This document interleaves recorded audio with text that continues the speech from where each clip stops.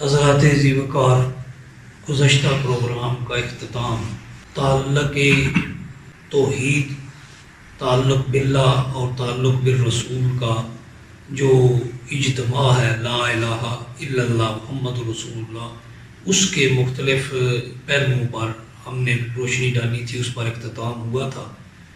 ہمارا آج کا جو پروگرام ہے وہ رسالت محمدی صلی اللہ علیہ وآلہ وبارک وسلم کے حوالے سے ہے، اور ہم نے گزشتہ پروگرام میں ایک کلمہ طیبہ کے ایک پہلو پر تفصیل سے بات کی تھی۔ آج ہم اس کو آگے بڑھاتے ہوئے مزید اس پر بات کرتے ہیں۔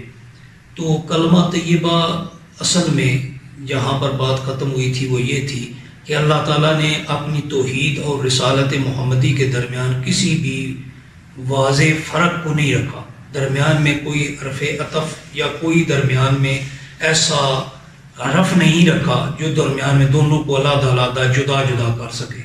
تو آج ہم اس کا دوسرا پہلو دیکھتے ہیں کہ اللہ تعالیٰ ارشاد فرماتا ہے، یہ اس کی توحید کا اقرار ہے، جیسے کہ لا الہ الا اللہ، ایسے کلمات قرآن پاک میں بے شمار مقامات پر آئے ہیں۔ تو کیا ہے؟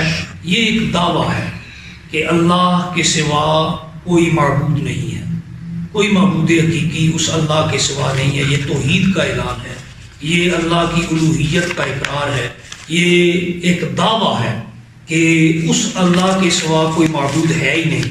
تو اس کی دلیل کیا ہے؟ دلیل اس کلمہ کا دوسرا حصہ ہے محمد الرسول اللہ، جو آج موضوع کے طور پر چنا بھی گیا، اور یہی کلمات اللہ تعالیٰ نے قرآن پاک میں بھی ارشاد فرمایا ہے، محمد الرسول اللہ والذین معه اشداء علی الکفار رحماء بینہم تراہم رکعا سجدا یبتغون فضلا من اللہ ورضوانا۔ تو رب کائنات نے ارشاد فرمایا محمد کون ہے؟ وہ اللہ کے رسول ہے۔ تو دعویٰ ہے کہ اللہ کے سوا کوئی معبود نہیں ہے۔ اس دعوے کی دلیل کیا ہے؟ دلیل یہ ہے کہ اس اللہ کی جس کے علاوہ کوئی معبود نہیں ہے، اس اللہ کی الہ ہونے کی، اس کے معبود حقیقی ہونے کی دلیل یہ ہے کہ محمد اس اللہ کے رسول ہے۔ یہ اس کی دلیل ہے۔ تو دلیل جتنی قوی ہوگی، دلیل جتنی مضبوط ہوگی، دلیل جتنی ٹھوس ہوگی، جتنی پختہ ہوگی، اتنا ہی دعویٰ صحیح طور پر ثابت ہو سکے گا۔ ہم یہاں پر اگر اس کلمہ پر غور کریں تو اس کلمہ کے دوسرے حصے میں صرف تین الفاظ ہیں، محمد رسول اللہ۔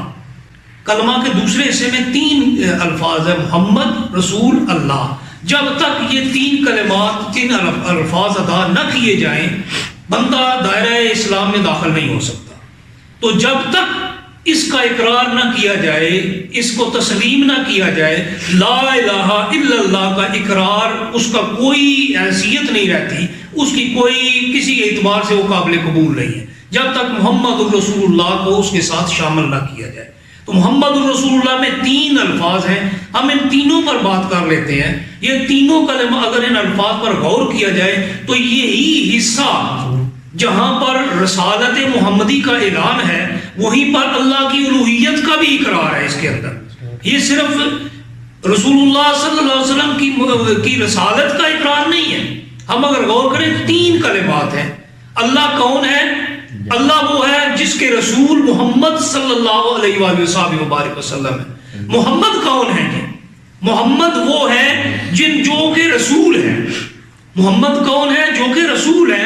رسول کس کے ہیں جی؟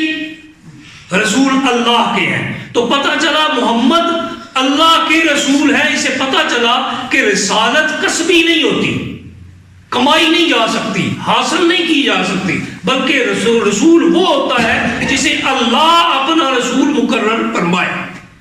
وہ اس کے علاوہ کوئی رسول نہیں ہو سکتا، کوئی اپنے طور پر دعویٰ نہیں کر سکتا، کوئی 13ویں 14ویں صدی میں اٹھ کر یہ اعلان نہیں کر سکتا کہ میں اس کا رسول ہوں۔ میں اس کا رسول وہی ہوتا ہے جسے وہ خود مقرر فرماتا ہے۔